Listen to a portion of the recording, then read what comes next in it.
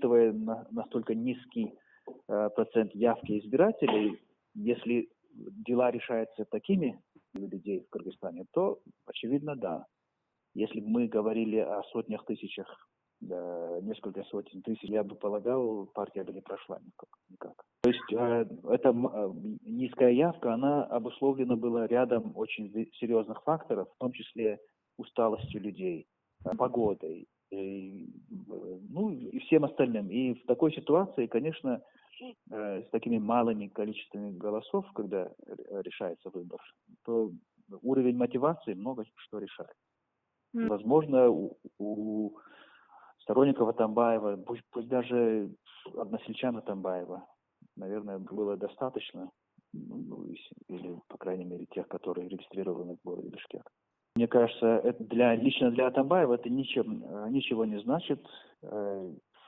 И даже если партия будет пытаться презентовать это как доказательство важности или остающегося веса Атамбаева, мне кажется, это будет тщетно.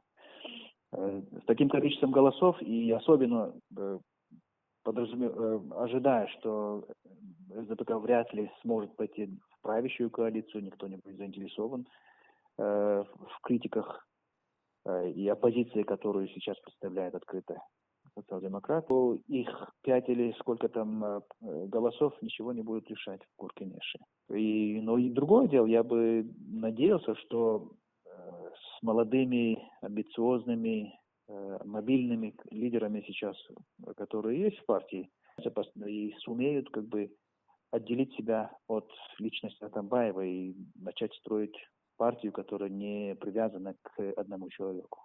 Опять же, с таким крайне невесомым, не влиятельным количеством мандатов, которые они получат в Кенеш, это вряд ли сильно изменит их в лице избирателей. Но, по крайней мере, для того, чтобы выходить с избирательной кампании в парламент, по крайней мере, у них будет что говорить, о чем говорить избирателям.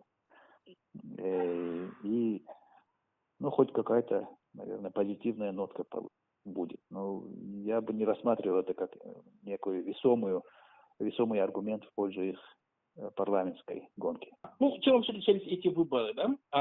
Они были свободными, они были не целенаправленно власти сделанными свободными, да, а просто всем было пофигу. Поэтому, как это по-научному сформулировать, у властных кланов, находящихся в власти, не было никакой цели захватить какое-то доминирование в Гор-Кенеше.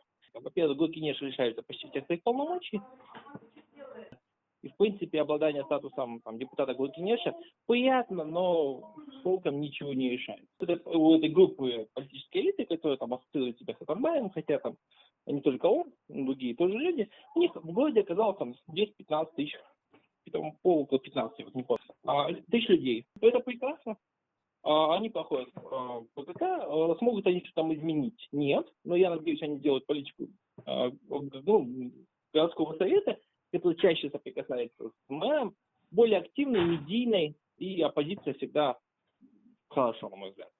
Я думаю, что люди не поддерживают давно партии, да, как таковой. У нас нет партии, вообще ни одной партии, полноценной партии, как политической структуры у нас нет. И поддерживая конкретно кого-то на этих выборах, речь шла именно о патронажной сети. То есть у кого больше магазинов, людей, наемных людей, кто с кем больше связан, у кого больше родственников. Вот выборы были по этому. С такой супер низкой явкой в Бишкеке, это выборы были не по электорату, это были по связи в обществе. То, что социал-демократы, трудно сказать, потому что все зависит от количества голосовавших, а количество голосовавших, по-моему, вы даже публиковали, да, если я не ошибаюсь, 75 тысяч, я сейчас не уточняю, это предварительные данные. Это говорит, все-таки не такое большое количество жителей города Бишкек голосовало. По-моему, больше миллиона, да, нас избрало. Если бы количество людей было больше, мы бы тогда могли говорить, что есть какая-то электоральная база и так далее. А сейчас, мне кажется, будет большая погрешность, потому что когда мало людей приходит, низкая явка, когда и программы не яркие, люди пассивны, апатия у них есть политическая, лето. Говорить о том, что это имеется большая социальная политическая база, или там есть... Может быть, иногда бывает же в выборном процессе в политике, когда кто-то не участвует, или какая партия приходит, партии, которые, ну, может быть, по логике электоральному не могли бы там участвовать. Если было бы огромное количество избирателей, кто принимал участие, была бы большая политическая конкуренция, тогда как бы мы могли бы говорить. Я думаю, сейчас рано об этом говорить.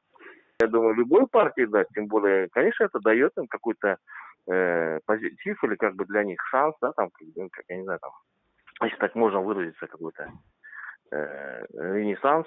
И тем более, если осенью будут выборы в парламент, то, конечно, они, безусловно, будут использовать это участие в политической империи, в других делах. Но, видите, в кыргызской политике, я думаю, все сейчас так динамично, все, и говорить, что будет осенью или там зимой, я думаю, никто не выскажет. Кыргызская политика, она динамичная и сложная, и трудно предсказуема. Если бы могли предсказывать ее эксперты, я думаю, многие проблемы не были.